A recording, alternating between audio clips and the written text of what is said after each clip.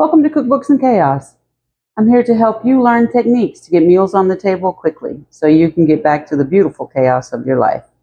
My name is Tamala. I am a wife, a mother, and a grandmother, and I love to cook, but I don't have all day to spend in the kitchen.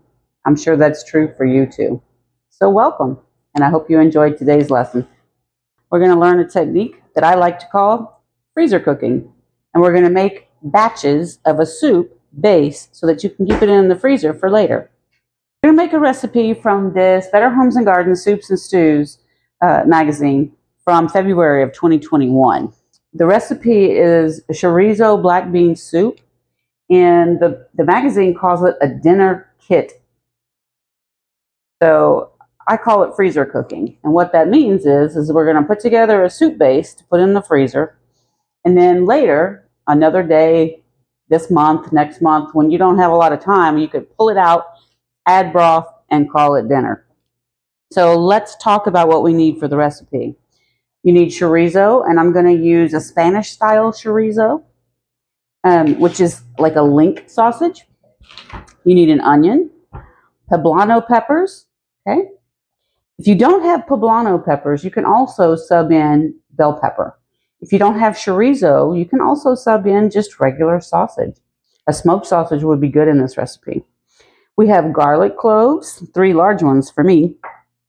We have a teaspoon of cumin, a half a teaspoon of salt, a quarter of a teaspoon of black pepper. We have diced tomatoes. In this case, I have fire roasted diced tomatoes. Just 2 cans will do it. If you can't find fire roasted diced tomatoes, just use regular. I also have 2 cans of black beans. If you don't like black beans, you can sub in another kind of bean. This is a pretty flexible recipe. I've already rinsed and drained these black beans. That helps reduce the salt content a little bit, but mainly it also just kind of cleans up the beans so you don't have a lot of the, bean starch, I guess, clogging up your recipe. We also have hominy.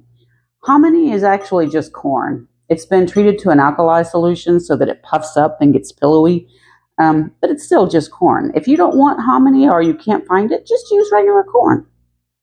The great things about using a soup as a kit, basically, for throwing in the freezer, is that it's so adaptable. If you don't like one of the ingredients, sub it out. If you can't find one of the ingredients, or it's too expensive, or you don't have time to run to the store, pick something you already have in your pantry. If you, for example, don't have cloves of garlic, you can also use minced garlic, dried.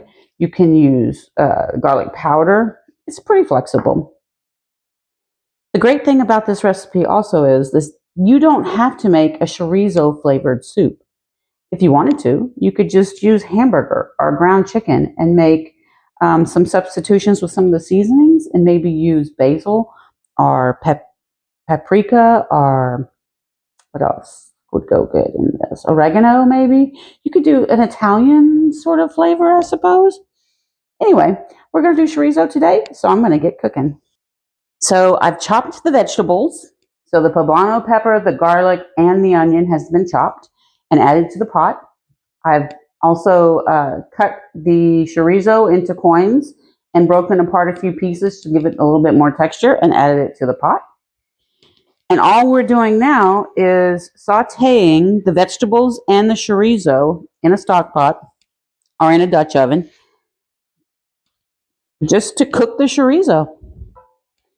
The nice thing is a lot of vegetables are picking up the taste of the chorizo as we cook them all together.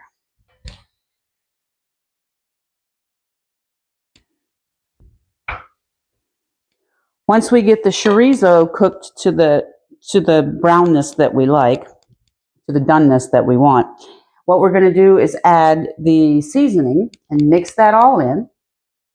And then we're going to mix in the tomatoes, the hominy, and the beans. All of these things mixed together are what are going to constitute the soup base. Chorizo has browned, and it looks really good. So what we're going to do now is add our seasonings: cumin, black pepper, and salt. Now we just stir it together.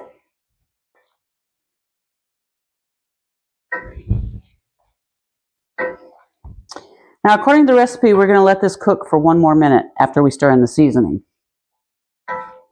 So, looking pretty good. Let me see if I could tilt that and you can see a little bit better. What do you think? The chorizo is getting nice and brown. The onions are starting to get a beautiful color from the chorizo. It smells amazing. All right, let that cook just a little bit longer, about a minute. Go ahead and add the tomatoes first.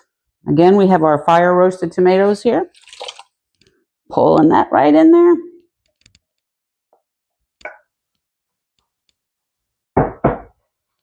Now we're going to add our hominy. All right, and lastly, we'll add our black beans.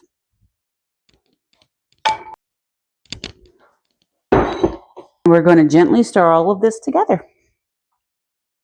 Now, this is what our soup base looks like. Okay? We're going to freeze it in this condition. We're not going to add broth or water to it at this point. So, we're just going to let that cook for a little bit longer.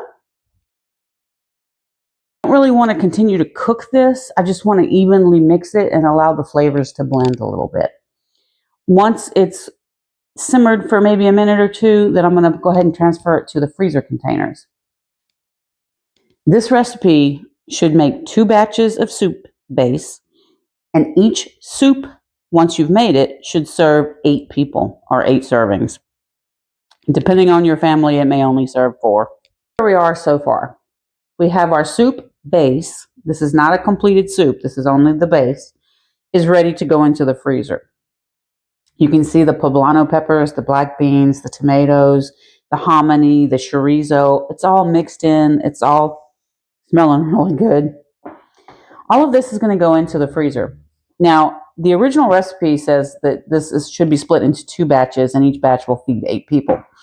I actually only have 3 people in my household at the moment, and so I've split this into 3 batches. You can do that. It's your recipe. It's your cook. You're the cook. And I'm just going to make these so that they serve 6 people each. If you have a smaller household, which I do at the moment, then you can split this into as many containers as you'd like. But this is not the final product. This is the final thing that's going in the freezer, but it's not the final product you're going to eat. When it's time to cook this for your family, what you're going to want to do, actually, I'll just show you. But for right now, let's go ahead and get these ready for the freezer. Cover that. And there we have it. I'm going to label these. You should always label anything that goes in your freezer. I'm going to label these with the name of the recipe and the date. But I'm also going to add one more thing. I'm also going to add preparation instructions on here. So once these are in the freezer, you are not going to want to go and look at the cookbook or the magazine, whatever it is where you got this recipe. You need to put your final steps of the recipe on the container. Okay, so in this case, what we're going to do is each one of these is going to actually be finished off by adding 2.5 cups, 32 ounces. If you're splitting out the recipe into 2, you're going to want to have 32 ounces or 4 cups of broth for each container. All right. And if you like a thicker soup, with less broth and more of the ingredients themselves, you can go ahead and cut that back a little bit. Or if you like a thinner soup, you can add more broth.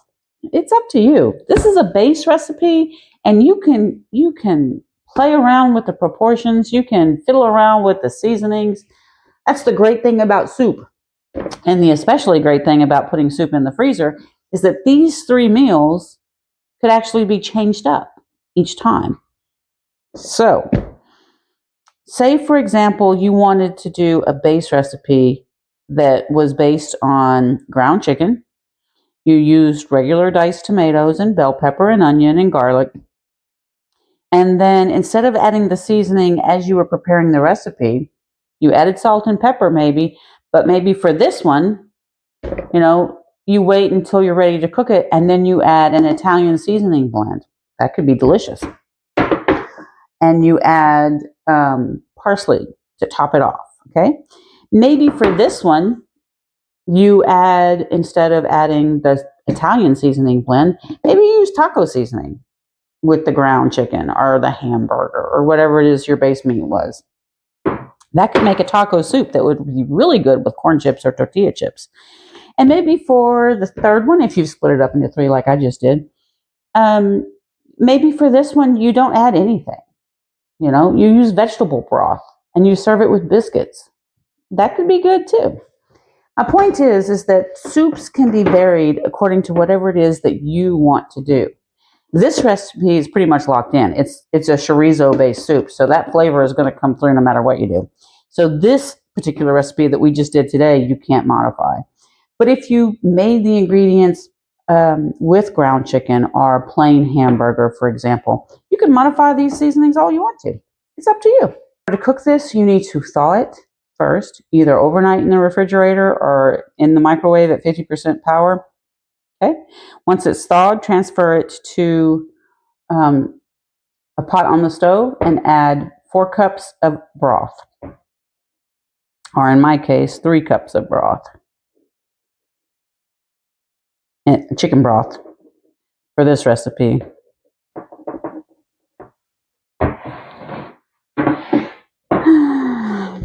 The original recipe says that you can also add 1/4 of a cup of chopped cilantro. I don't, but you can. And that's all there is to it. This is ready to go in the freezer. So how long would this take you normally? I mean, it took me a long time because I kept pausing the video. This would probably take you less than 30 minutes to prep, especially if you wanted to do something like buy already chopped freezer onions. Just saying. That's a good thing. Or already chopped garlic. If you really wanted to make it fast and easy, you could buy bulk chorizo or bulk sausage. So you don't have to chop the sausage. You can buy the chopped peppers and onions from the freezer section. And you can buy the already chopped up garlic. So let's recap what we talked about today. One of the easiest freezer meals that you can prep and to make your life easier is a soup. And it doesn't have to be the one we made today. If you have a favorite soup recipe, go ahead and prep it on the weekend. Chop your vegetables, make a double batch, throw them in the pot with some meat and some seasoning just like you like it, and cook them. So the recipe should last in your freezer for up to 3 months. So you can go ahead and space them out a bit and see how often your family likes to eat soup. You could technically put the soup base and your broth in a crock pot to heat. So if you want to make this on the weekend and then have it cooking and ready when you walk in the door for one of your days, you can do that.